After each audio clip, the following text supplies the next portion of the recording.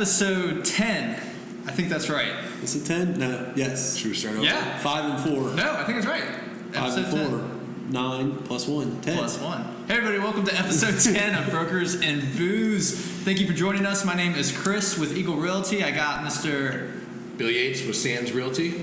And Nick Sowers with Beach Connection Realty. We are excited to start the new year with our podcast series, and we have a very special. I'm excited to try this rum today. Nick, hit us up. What are we drinking? This here, I'll actually let Bill do the introduction since he bought it. He bought All it. right, Bill. What are we drinking? Impulse purchase here, Chris. But it's a rum out of Charleston, and I figured I haven't tried a rum since Captain Morgan Spiced Rum or Bacardi, and I can't remember. So I'm kind of excited to check this out. All right, so it's called High Wire Distillery. High Wire Distilling Company in Charleston. Okay, and this is their just says rum. Yeah, it just says rum. Project name Low Country Agricole. Okay. It actually says it's from the Lavington Farm in the Asa Basin, which is a very low area outside of Charleston where a bunch of water feeds, very swampish, it's one of it's like 350,000 acres and it's protected. Okay. So, fantastic. but it said it's distilled from 100% South Carolina sugarcane. About how much does this go for? Do you remember? Impulse buy. $30. You were grabbed at $30. Nice. What I like about rum is it's a Charleston distillery, and in case you don't know, there is a lot of pirate culture off the coast of South Carolina. A lot of pirate history. So rum, I mean, got to be right up our alley. High Wire Distillery. Yeah, and it says it's barrel rusted for 11 months. Gotcha. So, Okay, hold on. Not delayed. I don't have any. give Chris a little. I know. What's up with that? Chris drank it. I did have a little taste. I just wanted to taste it, but yeah. Cheers, boys. Gentlemen. Cheers. It's a new year. It's a new episode. It's a new kind of rum. Yeah, I like it. It is so. And we just Got a little bite. We talked about this. It's different than if you've only, like Bill said, drank Captain Morgan's or even like a Bacardi, like just a straight like white rum. It is different than that. This is a lot more. Different. This for me lands more on the spectrum of like a whiskey, like a light. I mean, like it's more distilled that way. I think it's the barrel aged as well. What kind of barrels are distilled in? Oak, cherry? Barrel. It's a brown one, brown barrel in Charleston. So I think it's Kind of what gives it the color. Huh? and now It's not overrated. Oh, it's light for a rum. It's a light. for color. disclosure, I love rum. Like rum is one of my favorite drinks. It is, and that is actually my go-to drink. A lot of any of my local watering hole employees right now are calling crap on this because they see me for vodka every time I go in. However, I do drink. This is my go-to drink when I'm going to drink is a Captain and Coke or any type of rum and Coke. Typically a spiced rum or a darker rum, not clear rum for sure. So I feel like Bacardis. So no Bacardis. No Bacardis. Yeah, I'm not a Bacardi and Coke guy. I'm Try more with like Coca-Cola. See, I think. Let's try. Let me do one more sip without. I think for me, I think and I could be completely wrong, but because I don't drink a lot of rum, but my go-to is like bourbon and Coke, bourbon with a splash of Coke, and it not being spiced and it not being a white rum, and you can even look at the coloration, like it could be easily mistaken for a whiskey, and or very light Scotch or something like that. But like I bet if I put Coke in it, it's going to taste just like a lot of bourbon and Coke. Well, yeah, I think it's going to ruin it, but I've already tried it. So let's try. It'll taste like a rum and Coke, but See, but if you're used to just Captain Morgan's rum, it gets better with every sip. Yeah. Because I think it started off spicy and now it's getting a little bit more mellow. This is like I'll tell you what, honestly, this isn't one I would mix with Coke. Yeah, just a nice sip around. Compared to like a or even like I know we had one before, but the 1233 or whatever, the distillery up there locally, they put a lot more flavors in their rum, so that flavor mixes better with Coke than like this right here. Now it pulls. Like, to me, here's where you know you're an inexperienced rum drinker, and if you just drink stuff like Captain and Coke, the Coke though is pulling out the rum flavor. Like it's making me tell the difference between the rum and a whiskey bourbon type flavoring to it. So like the palate actually, now I can taste it like tastes like rum. Now it's like something in my subconscious is reminding me. For 100% sugarcane rum, it's not sweet. No, I don't think compared to other rums. Right. It's not. If your comparison to the other rums, it's definitely not sweet. It is when you add the Coca-Cola. Bad for calories, bad for sugar. We don't have any Coke Zero here. Anyway, let's move on. We can just keep drinking it. But Coke is, the soda of the South. It is. So if you're going to pair a Southern distilled liquor with any kind of drink or soda, you probably want to pick Coke because it makes sense. Pepsi was in North Carolina. I thought sweet tea was a drink of the South, Nick. I think it is. Well, it is. We'll wait till we get to the vodka. Vodka goes to Sweet vodka. But I don't know about this rum. Maybe I'll try it. Oh my goodness. Well, if you're in Charleston, $30. That's not too bad of a price point. Maybe obviously a little bit more than Captain, a step up. But a small batch, 178 bottles, I think, of that particular project. Bottle 50 of 178. Yeah, 178 bottles. So distilled December 4th. Yeah. Yep. 2018. Wow. And so, so you're in Charleston. 11 months age. You're in Charleston. Stop by, have some, try this place out. We recommend the rum because it's a different rum. It's good. Check it out. Hair of the dog. All right, guys. Well, moving on. Our topic for this show is an interesting one. We posted. Did we get any kind of feedback on a little bit? We got a little bit. So what we're talking about is taking overpriced listings. Yep. There is, in my experience, and what's going to be interesting, I think, is I'm probably going to play a little bit of devil's advocate because I have some experience and talk with new agents a lot about this topic, actually.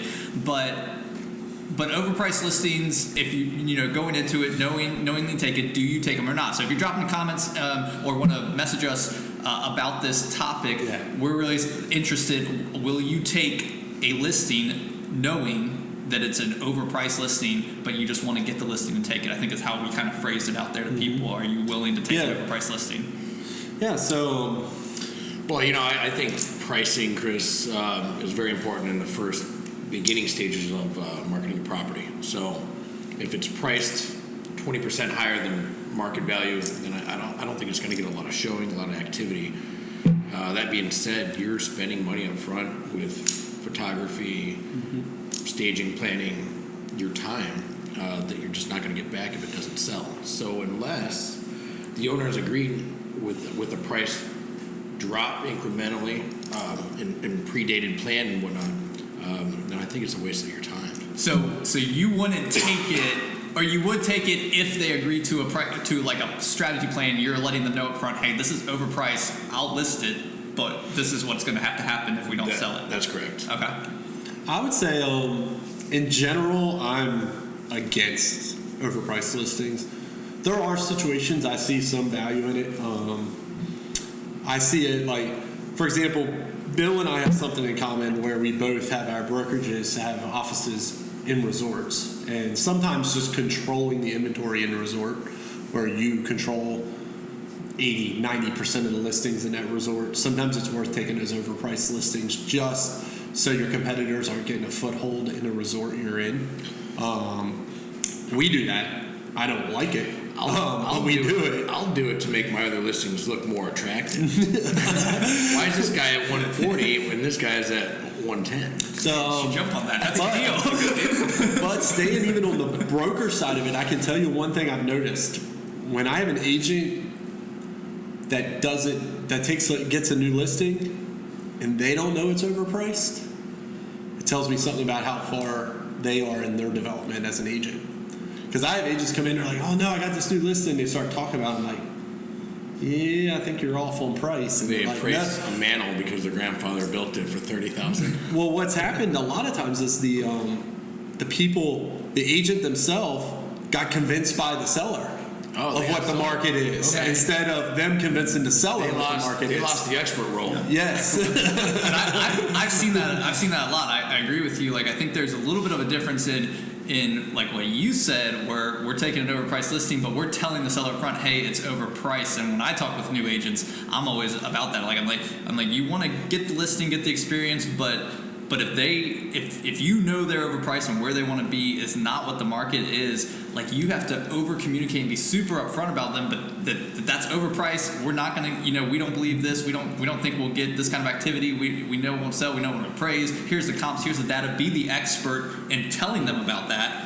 And then if they still won't listen, and whether it's resort control or for me, like I said, agents gaining experience, gaining the ability to learn the listing process and how to work with a seller that maybe is overpriced, understanding that situation and how to get it to a marketable, like how to use feedback, how to use activity to get it to the right price for the seller, I think is a valuable learning experience to an extent. Don't want to waste time a lot of people if they're just, obstinate about it, but I think it's a good experience for real estate agents that are upfront. But then, like you said, it definitely shows through if an agent takes it and they took an overpriced and they got either sold or they just didn't do their market research. I think that's why so many agents call on expired listings and things that haven't sold, for the simple fact that you can talk them into, hey, let's adjust the price 5-10%.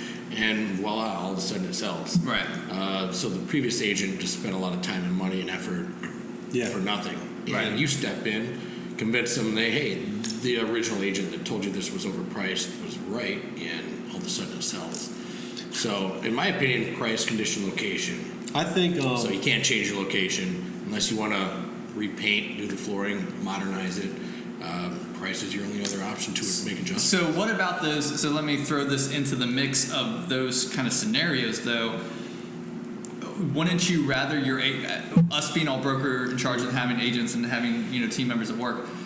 I have experienced where you're competing against another agent for a listing. Mm-hmm. You tell the seller, hey, no, that's overpriced. I'm not going to take that.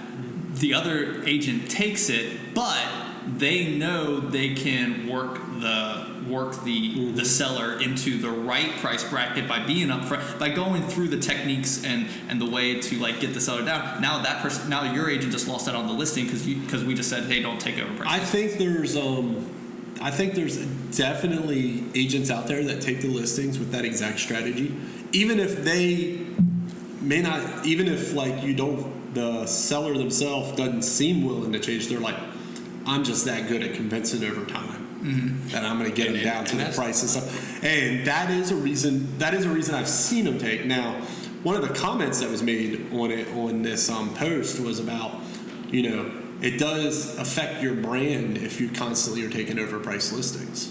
It kind of shows that you'll take anything. Yeah.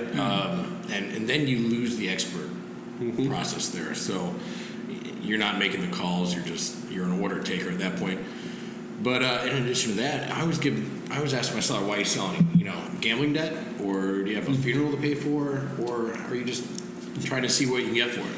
I give them two prices. Hold on. I think it's funny that the first reason he went to that somebody's selling is gambling. I've heard it before. I'm not gonna lie. So. he has some unique agents. All right, so I got a lot of scenarios. I got a guy we know, Michael, who's a local agent. He says it's a waste of time. Wait till you get a showing and the buyer's agent tries to explain the most recent comps. What do you say? So what do you say during those showings where other agents are showing it and they're overpriced and they're like, why are you at this price? How do you as an agent handle that? I think, is that on the feedback? That's the comment. Okay. I think legally we have to kind of say that we have to walk a fine line here because our goal is to represent our client the best we can. However, the market's the market, and I always believe honesty trumps representing your client. So if they really ask me, I'll say, hey, my client's overpriced, but they're looking for that one person that may not care that they're overpaying for the property. The 1% that falls in love with it. Yep. I've sold those too. Where I sell one at $200,000, and the next one 3 weeks later goes for $230,000, identical units in a resort because he had to have it. Yep. Yeah, and you run into that a little bit with. It took 2 years to sell that property. With neighborhoods, the timing was just off. Neighborhoods and communities, another reason you talk about taking overpriced, controlling resort, but having the only inventory. So like I've had neighborhoods, especially on the north end, where there's nothing else active, and you take a $20,000 bump over the last sale because there's nothing else to compare it to. We have that. Yeah. We actually have that right now in my firm. We have a listing in our firm right now that I'm partially part of handling is in our resort where we have an office, and it is overpriced based on the comps. However, you can't go back and buy the one that sold. It's the only one available, and it's an oceanfront unit in this resort, and there's only 50 or 60 of those units available, and as long as you can find a cash buyer, and there's only 2 or 3 that trade hands a year. Right. So it's like, yeah, it's overpriced, but when agents call me, I'll be like, they're in an alternative. Right. If you want this resort and oceanfront, this is it. My seller knows it, and they're not willing to come off the price. So is it overpriced by our technical comparison terms? Right. Yes, but is it actually overpriced where the market is and being the only thing available? Maybe it's not. They'll probably get more for it by being overpriced than they would. So I think in summary, if there's a lack of inventory, go ahead and list it for a little bit more than market value or what things have been selling for in that neighborhood, resort, whatever. But are you going to take something that's 20% over versus the house across the street and sit there and spin your wheels? Because as a buyer, sometimes as a seller, you got to think as a buyer, which one are you going to buy and why? Mm-hmm. So yeah, the last comment actually kind of sums that up too. It's like Kevin says, the job is to sell, not to list. If you can't sell at any price, don't take a client at any price. Interesting. If you can't sell at any price, don't take a client at any price. I like that. It's deep. That's deep Realtor wisdom right there. It's definitely deeper than we are in this bottle of rum right now. Gentlemen, that's awesome. On that note, well, cheers out. Cheers out. Cheers. Happy New Year. Keep drinking. Because we will. Stay classy. You know how many times I had to edit this thing?